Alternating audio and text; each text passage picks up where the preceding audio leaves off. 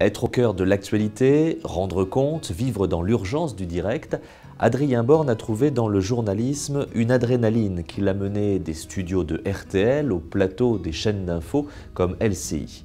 Aujourd'hui, il fait le choix de se mettre en retrait de l'agitation médiatique pour entamer une nouvelle page de son travail journalistique autour du langage et de l'écriture. L'écriture qui est devenue pour lui une nouvelle passion puisque son nom résonne désormais aussi en librairie. Son premier roman, Mémoire de soi, paru en 2020, a connu un beau succès aussi bien auprès des critiques que des lecteurs et a été plusieurs fois primé. Racontant ses origines familiales dans la Drôme de la première moitié du XXe siècle, ce roman à la fois beau et triste parlait des silences, des non-dits, de ces interstices sur lesquels chacun doit construire sa vie d'une génération à l'autre. Outre le sujet, était alors saluée l'écriture d'Adrien Borne, à la fois subtile, âpre, violente et poétique, une écriture dans laquelle les lieux et les ambiances avaient toute leur place. Certains la comparaient même alors, avec raison, à celle de Jean Giono. Avec ce nouveau titre, La vie qui commence, Adrien Borne confirme les espoirs placés en lui.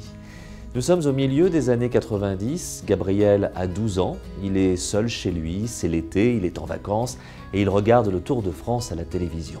Il se sent protégé dans son univers familial. On sonne à la porte et voici Gabriel face à celui qui fut son moniteur quelque temps plus tôt en colonie de vacances. Là où se sont passées des choses qui n'auraient jamais dû se passer. Puis les années vont s'écouler et construisant sa vie cas un cas, Gabriel va inconsciemment enfouir ses souvenirs. Mais lors d'un séjour chez son grand-père, à Tonnerre, dans l'Yonne, et cela a son importance, Gabriel va voir ressurgir les démons du passé. Dans ce qui est bien un roman, Adrien Borne ne cache pas que son jeune héros, Gabriel, est son frère siamois, il le dit lui-même. Et, évoquant avec pudeur et délicatesse le douloureux sujet de la pédophilie, il poursuit le travail entamé il y a quelques années quand, abordant ce thème en tant que journaliste, il avait publié un message sur les réseaux sociaux expliquant avoir lui-même été victime d'un prédateur sexuel dans son enfance.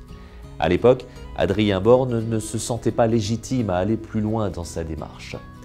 Aujourd'hui, ayant gagné en assurance, dans sa vie personnelle et dans son écriture, il choisit la plume romanesque pour raconter, à la première personne, ce qui passe dans la tête d'un enfant devenu adulte, victime de ce genre d'agression. L'auteur le fait avec l'élégance de son écriture, tout en finesse, en nuances, en poésie, jouant là encore sur les sensations et les émotions. Loin d'être un roman sombre, violent ou revendicatif, Adrien Borne signe ici un livre d'une grande générosité, porteur d'espoir et de résilience, comme une vie qui commence ou une vie qui recommence. Ce livre est un coup de cœur. Le livre d'Adrien Borne, La vie qui commence, est publié aux éditions Jean-Claude Lattès.